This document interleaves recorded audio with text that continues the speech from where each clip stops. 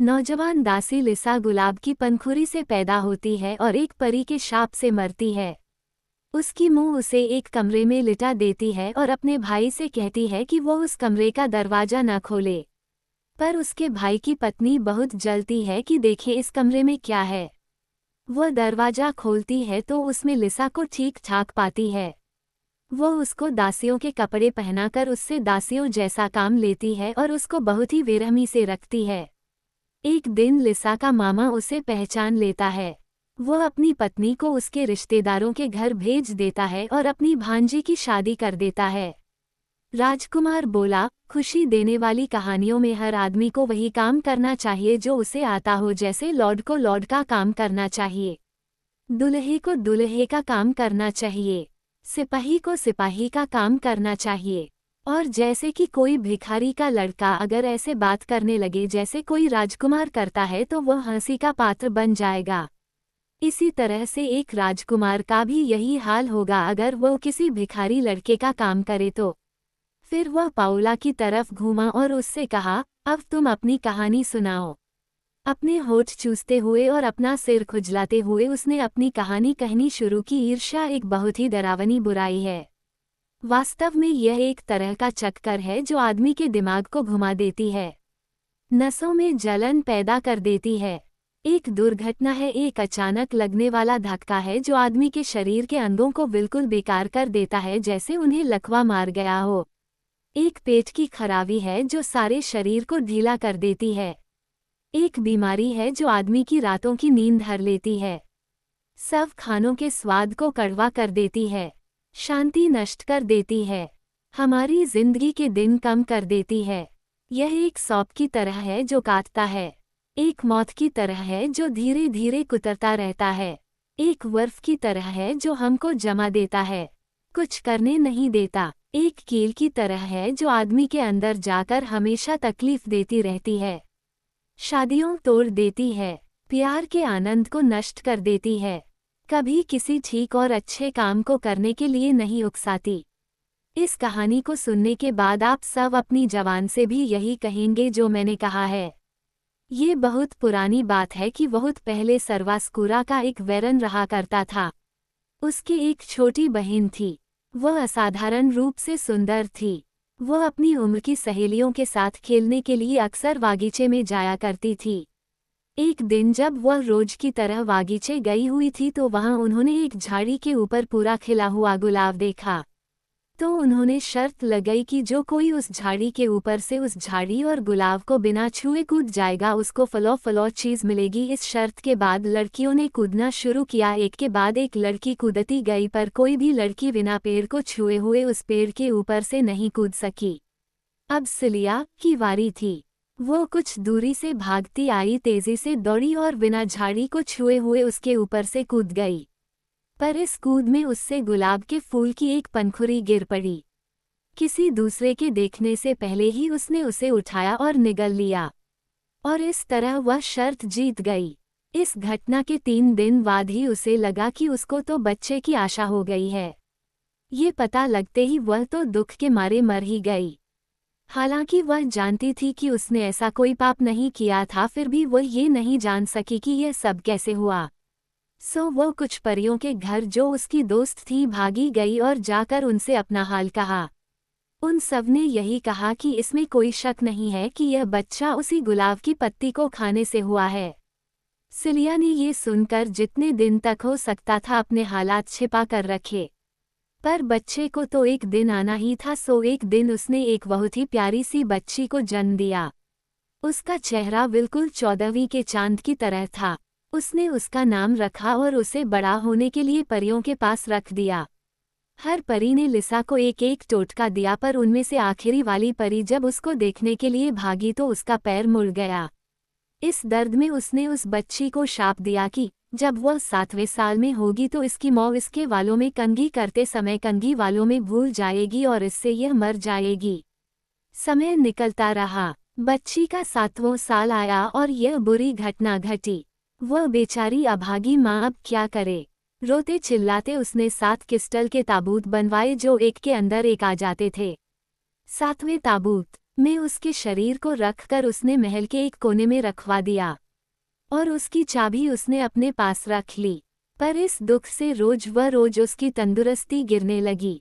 जब उसे लगा कि अब उसका अंतिम समय आ गया तो उसने अपने भाई को बुलवाया और उससे कहा, भैया, अब मेरा अंत आ गया है, इसलिए अब मैं अपनी सारी चीजें तुम्हें सौंप जा रही हूँ। अब तुम ही इनके मालिक हो। मेहरबानी करके मेरे सामने एक प्रतिज्ञा करो कि तुम महल के उस दूर वाले कमरे को कभी नहीं खोलोगे। यह उस कमरे की चाबी है और इसको तुम संभाल कर अपनी मेज के अंदर रखना। इस विश्वास के साथ वह ने उससे विदा ली और ये दुनिया छोड़कर चली गई। उसका भाई उसको बहुत प्यार करता था। उसने उसी के सामने ये प्रतिज्ञा कि वह कमरा कभी नहीं खोलेगा। 1 साल के बाद वेरन ने शादी कर ली। एक दिन उसके दोस्तों ने उसको शिकार के लिए न्योता दिया तो उसने अपने महल की जिम्मेदारी अपनी पत्नी के ऊपर छोड़ी और शिकार पर चल दिया। जाते समय उसने अपनी पत्नी से कहा कि वो महल का वह दूर वाला कमरा न खोले। पर स्त्री का स्वभाव तो ऐसा ही होता है कि जिस काम को उसको मना किया जाता है वो उस काम को जरूर करती है। जैसे ही वेरन शिकार पर गया उसकी पत्नी के मन में कुछ शक पैदा हुआ कि उसके पति ने उसको वह कमरा खोलने से क्यों मना किया। सो उसने वेरन की मेज से चाबी निकाली और वह कमरा खोलने चल दी। वहां जाकर उसने दरवाजा खोला तो देखा कि उसमें 7 क्रिस्टल के बक्से रखे हुए हैं और उनमें से सबसे छोटे बक्से के अंदर एक बहुत सुंदर बच्ची सो रही है। वह बच्ची अपनी उम्र के साथ साथ बड़ी हो रही थी और सो उसके साथ साथ बड़े हो रहे थे उसके वे बक्से भी। उस बच्ची को देखकर वह जल गई और उसने चिल्लाना शुरू किया, ओ मेरे भगवान, चाबी कमर के नारे में और भैंसा उसके अंदर। तो यह वजह थी मेरे इस कमरे का दरवाजा न खोलने की, ताकि मैं मोहम्मद को न देख सकूं जिसको वह इतने दिनों से पूजता रहा है। ये कहते हुए उसने उस बच्ची को उसके वालों से पकड़कर उस क्रिस्टल के बक्से से बाहर खींच लिया। उसके वालों के इस तरह खींचने में उस बच्ची की मां ने जो कंघी उसके वालों में लगी छोड़ दी थी वह निकलकर बाहर आ गई और वह बच्ची जिंदा हो गई। जिंदा होते ही वह बच्ची चिल्लाई, ओ मेरी माँ, ओ मेरी माँ। वेरन की पत्नी बोली, मैं तुझे देती हूँ तेरी माँ और तेरे पिताजी। कहकर उसने गुस्से में आकर उसकी खूब पिटाई की। उसने उसको एक दासी की तरह के कपड़े पहना दिए और उस बच्ची के सुंदर वाल कटवा दिए। अब वो उस पर कड़ी नजर रखने लगी। वेरन जब शिकार पर से वापस लौटकर आया तो इतनी छोटी सी बच्ची के साथ इतना बुरा बर्ताव करते देखकर उसने अपनी पत्नी से पूछा कि वो उसके साथ इतना बेरहम और बुरा बर्ताव क्यों कर रही थी। उसकी पत्नी ने बताया कि वो एक दासी थी जिसको उसकी एक चाची ने उसके पास भेजा था और ये दासी इतनी खराब थी कि उसको डॉट कर रखना बहुत जरूरी था ताकि वह ठीक से काम कर सके। कुछ समय बाद वह वेरन गांव के एक मेले में गया और क्योंकि वह एक बहुत ही दयावान और बहुत ही अच्छा भला कुलीन आदमी था उसने अपने घर में सबसे बड़े से लेकर सबसे छोटे तक, यहाँ तक कि अपनी बिल्लियों से भी, सभी से यह पूछा कि वह उस मेले से उनके लिए क्या लेकर आए। किसी ने कुछ कहा तो किसी ने कुछ। आखिर में नंबर आया उस दासी लड़की का। पर उसकी पत्नी बोली, इस दासी को छोड़ो, हमको अपने सारे काम अपने नियमों में रहकर ही करने चाहिए, जैसे हम सब अपना खाना एक ही बर्तन में बनाते हैं। तुम इसको छोड़ दो, इसको बहुत ज्यादा बिगाड़ने की जरूरत नहीं है। पर वेरन क्योंकि बहुत ही दयावान था वह उससे पूछता ही रहा कि वो उसके लिए मेले से क्या लेकर आए। आखिर उस बच्ची ने जवाब दिया, मुझे एक गुड़िया चाहिए, एक चाकू चाहिए और थोड़ा सा प्यूमिस पत्थर चाहिए, और अगर आप ये लाना भूल जाएं तो आपके रास्ते में जो नदी पड़ती है आप उसे पार न कर सकें। ये सुनकर वेरन चला गया। वहां जाकर उसने जिसके लिए जो भी सामान खरीदना था खरीद लिया, पर वह सामान खरीदना भूल गया जो उसकी बहन की लड़की ने उसको लाने के लिए कहा था। जब घर आते समय वह नदी के किनारे आया तो नदी ने पत्थर फेंकने शुरू कर दिए और वह पहाड़ों से पेड़ बहा कर ले जाने लगी। ये देखकर वेरन डर गया और आश्चर्य में पड़ गया। तब उसको उस नौजवान दासी का शाप याद आया। वह तुरंत ही मेले वापस लौट गया और उस बच्ची की तीनों चीजें लेकर आया। तब कहीं जाकर वह नदी पार कर सका और अपने घर लौट सका। घर आकर उसने सबकी चीजें सबको दे दी। जैसे ही उस बच्ची को उसकी चीजें मिली वह रसोई घर में चली गई। उसने वह गुड़िया अपने सामने रख ली और रोने लगी। वो उस बेजान लकड़ी की गुड़िया से अपनी कहानी ऐसे कह रही थी जैसे किसी जानदार आदमी से कह रही हो। उसने देखा कि वह गुड़िया तो कोई जवाब नहीं दे रही थी, तो उसने अपना चाकू उठाया, उसको प्यूमिस पत्थर पर तेज किया और उस गुड़िया से बोली, अगर तू मुझसे नहीं बोली तो मैं अपने आप को मार लूंगी और इस तरह अपना अंत कर लूंगी। ये सुनकर वह लकड़ी की गुड़िया वैगपाइप बाजे की तरह फूल गई और बोली, मैं तुझे सुन रही हूँ, मैं कोई बहरी नहीं हूँ। ऐसा कई दिनों तक चलता रहा। वेरन की एक तस्वीर रसोईघर के पास ही लटक रही थी। तो एक दिन वेरन जब उधर से गुजर रहा था तो उसने रसोईघर से आती उस नौजवान दासी की ये रोने और बातें करने की आवाज़ें सुनी, तो उसको ये जानने की उत्सुकता हुई कि वह किससे बात कर रही थी। उसने चाबी के छेद में से देखा तो देखा कि लिसा के सामने वो गुड़िया रखी है जो वो उसके लिए मेले से लाया था, और वो उसको बता रही थी कि कैसे उसकी माँ उस गुलाब के पेड़ के ऊपर से कूद गई थी, फिर कैसे उसने उस गुलाब के फूल की पत्ती खा ली थी, और फिर कैसे वह पैदा हुई थी। फिर कैसे सारी परियों ने उसको जादू दिए, और फिर कैसे आखिरी परी ने उसको शाप दिया कि उसकी माँ उसके बालों में कंघी लगी छोड़कर भूल जाएगी और वह मर जाएगी। फिर कैसे उसको 7 क्रिस्टल के बक्सों के अंदर रखा गया और उन बक्सों को महल के दूर के कमरे में रखवा दिया गया। फिर कैसे उसकी माँ मर गई और वो उस कमरे की चाबी अपने भाई के पास छोड़ गई। फिर उसने उस गुड़िया को ये भी बताया कि किस तरह वेरन शिकार पर गया और कैसे उसकी पत्नी ने जलकर अपने पति का हुक्म नहीं माना।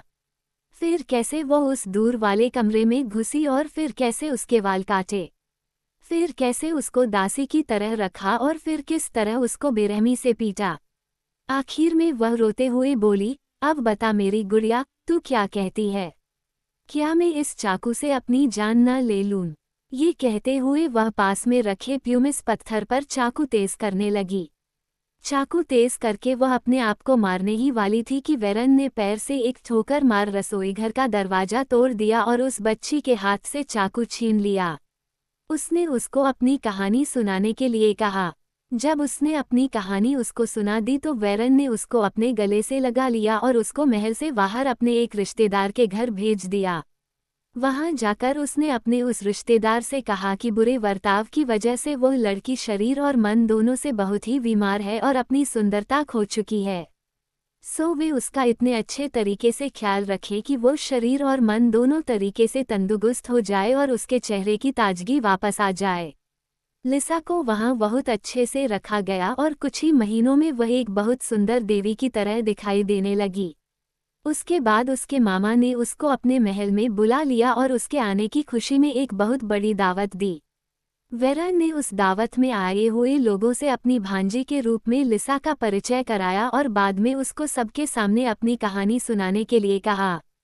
सब लोग लिसा के साथ वेरन की पली विरहम बर्ताव सुनकर रो पड़े। वेरन को उसकी पत्नी का वह जलन भरा बर्ताव बिल्कुल अच्छा नहीं लगा था, सो उसने अपनी पत्नी को उसके घर भेज दिया। कुछ दिनों बाद उसने अपनी भांजी की शादी एक बहुत ही अच्छे लायक नौजवान से कर दी जिसको वह पसंद करती थी।